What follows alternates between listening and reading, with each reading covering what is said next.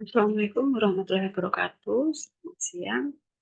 Hari ini kita akan membahas metode penelitian dengan bayaran kebidanan, tentunya di mata kuliah evidentis dalam praktek.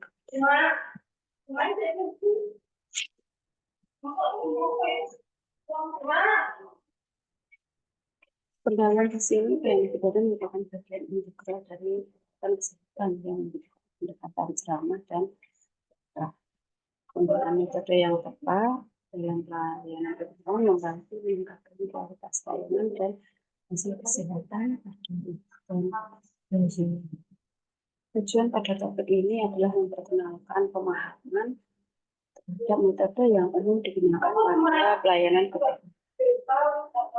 Kemudian memberikan gambaran umum tentang materi yang akan dibahas dalam presentasi ini. Konteks pelayanan kebidanan pada topik kali ini adalah memerlukan pemahaman yang mendalam tentang berbagai metode dalam dengan perawatan baik pada ibu hamil, bersalin, dan pasca persalinan.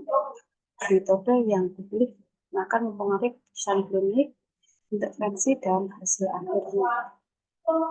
Sedikit presentasi di sini akan membahas tentang 4 hal, yaitu desain, sampel, pengumpulan data, dan analisis data. Desain di sini yang dimaksud adalah desain penelitian yang merupakan langkah dasar yang menentukan bagaimana sebuah penelitian itu direncanakan dan dilaksanakan. Pada konteksnya, desain penelitian sangat mempengaruhi validitas hasil dan keputusan klinik. Jenis desain di sini bisa kita sebutkan ada 3, ya: desain observasional, kemudian desain eksperimental, dan desain deskriptif. Desain observasional mengamati fenomena tanpa mengubah variabel apapun. Contohnya adalah studi cohort dan studi kasus kontrol.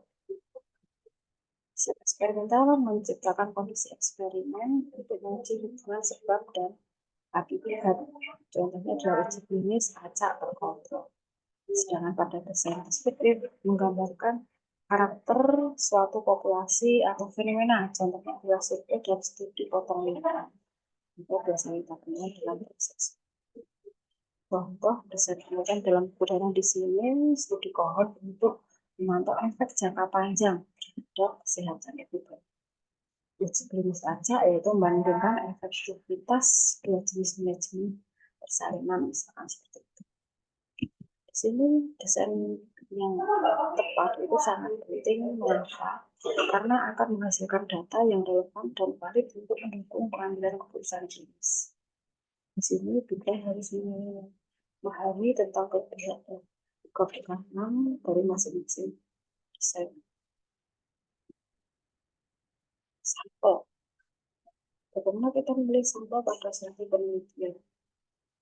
Pemilihan sampel yang representatif adalah bagian dari populasi yang dipilih untuk diuji dalam suatu penelitian. Penting untuk memilih sampel yang mewakili di sini adalah karakternya. Kenapa? Karena dari populasi dengan jumlah yang besar, kita hanya mengambil sebagian saja, yaitu yang disebut dengan sampel. Metode pemilihan sampel itu sendiri ada sampel acak, stratifikasi, sampel bertingkat. Dan sampel acak di sini setiap anggota populasi memiliki peluang yang sama diberi, contohnya penggunaan random. Kemudian stratifikasi ada dibagi menjadi beberapa strata, lalu diambil sampel di tiap stratanya sesuai proporsi. Sampel bertingkat, populasi sampel diambil secara bertahap, misal dari keluarga kemudian ke individu. Contoh penerapan sampel dalam kebidanan ini adalah sampel darah ibu hamil untuk pemeriksaan laboratorium guna menilai status gizi dan kondisi kesehatan. Kemudian pengambilan sampel, survei dari kelompok ibu menyusui untuk memahami praktik pemberian makanan tambahan pada bayi. Pada kesimpulan sampel di sini adalah pemilihan sampel yang tepat memastikan hasil penelitian yang akurat dan relevan dengan populasi yang diteliti. Dan di sini perlu memahami karena untuk memastikan representasi yang baik dalam penelitian mereka. Berikutnya kita masuk ke pengumpulan data.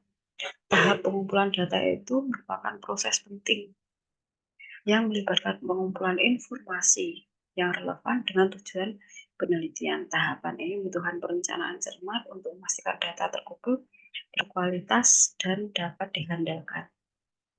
Metode pengumpulan data di sini ada observasi, wawancara, kuesioner, dan pemeriksaan fisik. Saya sebutkan 4. Untuk observasi di sini pengamatan langsung terhadap fenomena yang diamati, sedangkan wawancara berinteraksi langsung dengan subjek penelitian untuk mendapatkan informasi. Kuesioner, penggunaan daftar pertanyaan diisi oleh responden. Pemeriksaan fisik di sini evaluasi langsung terhadap kondisi fisik subjek penelitian. Contoh teknik pengumpulan data dalam kebidanan itu penggunaan kuesioner untuk mengumpulkan data tentang kebiasaan makan ibu hamil, sedangkan observasi langsung terhadap proses persalinan untuk mendokumentasikan praktek manajemen persalinan. Kenapa penting pengumpulan data yang sistematis? Karena untuk memastikan data terkumpul itu akurat, lengkap, dan relevan. Dan di sini memilih metode yang sesuai dengan tujuan dan karakteristik populasi yang akan diteliti. Analisis data. Analisis data dalam konteks kebidanan merupakan proses mengorganisir interpretasi dan menyajikan data untuk mendapatkan informasi yang bermakna.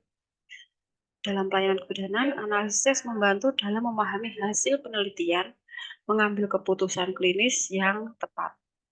Metode analisis yang umum di sini ada analisis statistik dan analisis kualitatif. Analisis statistik, penggunaan statistik untuk mengidentifikasi pola, hubungan, dan perbedaan dalam data. Sedangkan analisis kualitatif, penggunaan pendekatan deskriptif untuk memahami makna di balik data seperti analisis tematik dan fenomenologi atau fenomena. Contoh analisis data dalam kebidanan, analisis regresi untuk evaluasi faktor risiko yang berhubungan dengan kejadian persalinan prematur. Analisis kualitatif dari wawancara dengan ibu pasca persalinan yang memahami pengalaman mereka dengan pelayanan kebidanan. Kenapa penting analisis data ini? Karena untuk menemukan pola, tren, dan implikasi klinis dari hasil penelitian. Bidan harus dapat memilih analisis yang sesuai dengan jenis data yang terkumpul dan pertanyaan penelitian yang diajukan. Pada pertemuan ini, kita dapat simpulkan bahwa metode yang tepat dalam pelayanan kebidanan sangat penting dalam menilai kualitas layanan hasil kesehatan ibu dan bayi. Desain pemilihan model pengumpulan data merupakan langkah-langkah kunci dalam proses penelitian kebidanan. Pentingnya pemahaman tentang metode ini baik terhadap berbagai metode memungkinkan bidan untuk merencanakan, menjalankan, dan menganalisis penelitian yang baik. Hal ini memungkinkan pengambilan keputusan yang tepat dalam praktik kebidanan. Tantangan dan peluang, meski ada tantangan dalam penerapan metode penelitian layanan kebidanan, ada juga peluang untuk meningkatkan bukti ilmiah dalam praktek kebidanan. Terus meningkatkan keterampilan dan menggunakan metode merupakan investasi penting bagi bidan. Mari kita berkomitmen untuk pelayanan yang lebih baik. Dengan memahami dan mengimplementasikan metode yang tepat, bidan dapat memainkan peran kunci dalam meningkatkan pelayanan kebidanan dan hasil kesehatan ibu dan bayi. Berikut referensi pada topik ini. Terima kasih, saya tutup pada sesi ini. Selamat siang, Assalamualaikum warahmatullahi wabarakatuh.